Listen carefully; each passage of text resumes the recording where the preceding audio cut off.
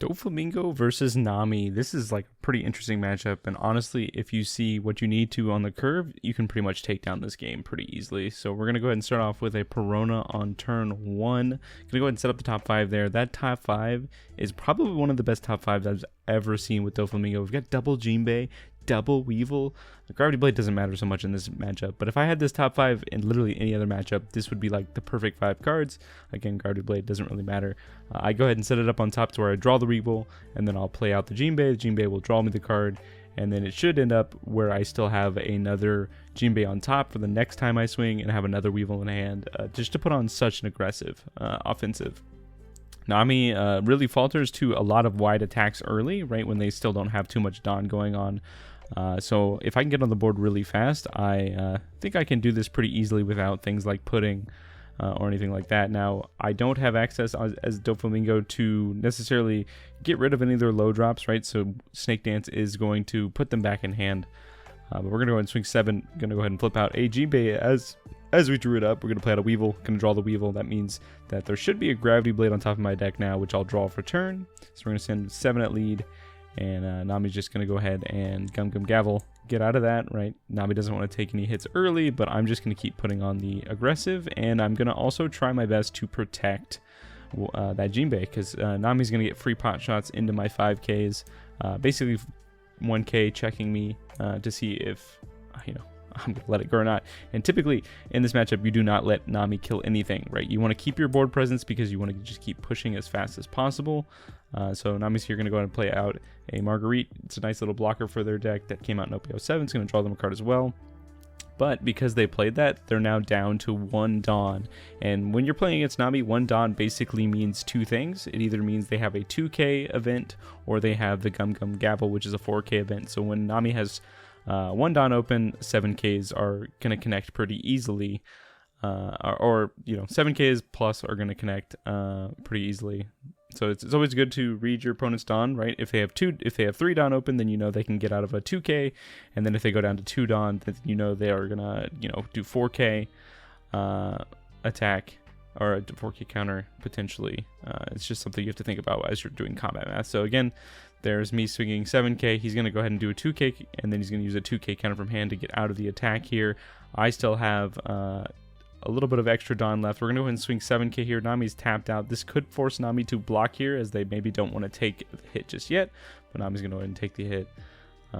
Pretty fast on the draw, picking that up. I assume just didn't mean he had a potential trigger. Going to go ahead and send 6K at lead here. Now, if Nami has a 2K, Nami can get out of it pretty easily. If not, they're just going to block here, and that's exactly what happens. So once Nami went down to 0 Dawn, you can just kind of freely swing. I usually just send 6Ks because often or not, they may have some 1Ks in hand. But look at my board on my turn. This is turn 3, my 5 Dawn turn. 2 Jinbeis, 2 Weevils, and I'm putting on so much pressure right now. Nami going up to the 6 cost or a 6 Dawn turn. Going to start with a Gloriosa. Gloriosa is likely going to find either a Marguerite or a White Snake. Some versions also run Perfume Fever, but that again doesn't really do anything. Going to go pick up the White Snake. White Snake is great for Nami because White Snake puts basically one of their cheap things into their hand to let them play it out again to continue searching. So now that Nami's at 5 Dawn, I can expect potentially 2 4K counters and a 2K counter right out of that as I potentially math it out here. Then they're going to go ahead and play out a Kaya. Kaya, you definitely don't like to see Kaya early. Once a Nami plays out a Kaya, things get a little scary, especially with seeing the White Snake go to hand, because that means Kaya is going to come back to hand. And potentially get them even more value. Nami there discarding a 2K from hand as well as a 2K event. Which gives me a little bit of an idea of potentially what they've got rocking in hand. And there again, Nami's going to pressure what they can pressure without using Dawn. And they're going to go ahead and send 5 at my Jinbei here. I decide whether or not I wanted to use a 2K. We're going to go ahead and use the 1K Moria as I don't foresee Nami being able to kill anything without a significant Dawn commitment. And if Nami stacks a bunch of Dawn on their leader to try to swing something that's Dawn that they don't have to counter out of things. So we're going to go ahead and draw. I do have the Trafalgar Longhand if I wanted to potentially just slowly take cards out of Nami's hand, right? That 2K law. I can bounce it back to my hand, and if your opponent has 6 or less cards in hand, I can take a card out of their hand and bottom deck it, which is great against Nami, right? bottom decking over discarding. I did end up managing to pick up a Boa this turn on my 7-Dawn turn. Boa's going to be great here because Boa, that secondary effect of Boa to allow me to bottom deck a 1-cost. And so that's me saying, hey, that 0-cost can't attack, but I'm going to bottom deck that Kaya. That way they can't put it back in their hand with White Snake. That was a really great draw because that's pretty much what the opponent was going to do on my first attack. So that's always a good heads up play, is if you know your opponent has White Snake in hand and they have a Kaya on board, try to kill the Kaya or get rid of the Kaya to the best of your ability, just to stop that value. So again, I'm just pushing a 5k first, just poking them. We're just going to keep pushing 5ks here to force them to use maybe their big counters, right? Those 4k counters. 4k countering out of a 5k feels pretty bad. I did just give them a 1k though, so that other 5k was free. Basically how I'm setting up here is to potentially go like a 5, 6, 5, 7. I'm trying to a degree play around White Snake.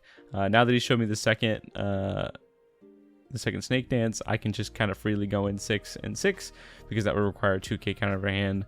That's putting a lot of pressure on Nami. Nami, unfortunately, not seeing any triggers this game yet, which is pretty highly unlikely. But now that they're running like the Kuja Pirates, a lot of the Kuja like characters, right, don't have triggers.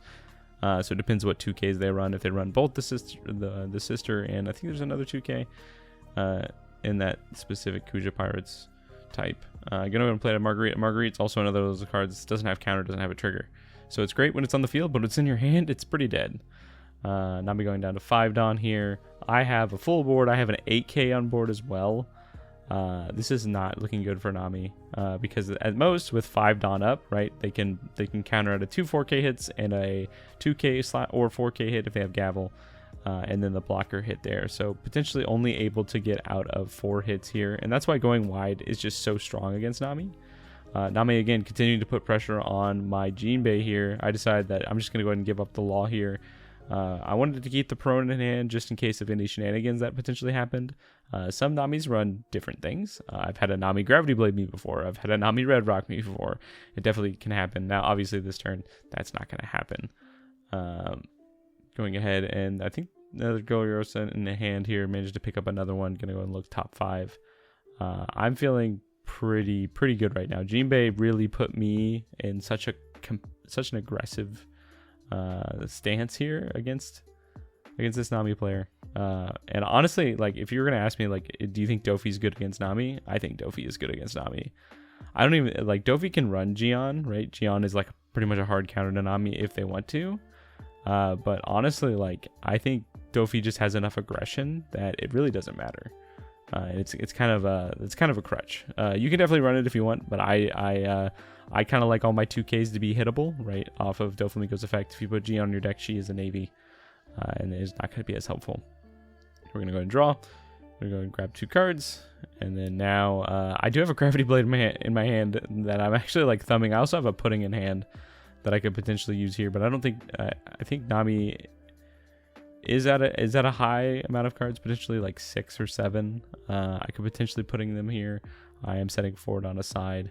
I could also just Gravity Blade those 2 things and just keep pushing face, right? That Marguerite, especially now that they've got their, down to 4 Dawn, right? That's 2 4Ks, and then everything else is hitting potentially. So if I can bottom deck both those blockers, I could potentially go for lethal this turn if things potentially go my way. And it also robs them of any targets for White Snake, right? If I bottom deck both of their cards. So I'm just thinking here, we're just going to go ahead and just push a 5k first and see what happens. I'm baiting him with a 5k to see if he has a White Snake, right? White Snake makes their leader a 6k for the turn. I don't want to let have 5ks be my last attacks because potentially, I'm going to get blown out by White Snake. Get a 2k from hand.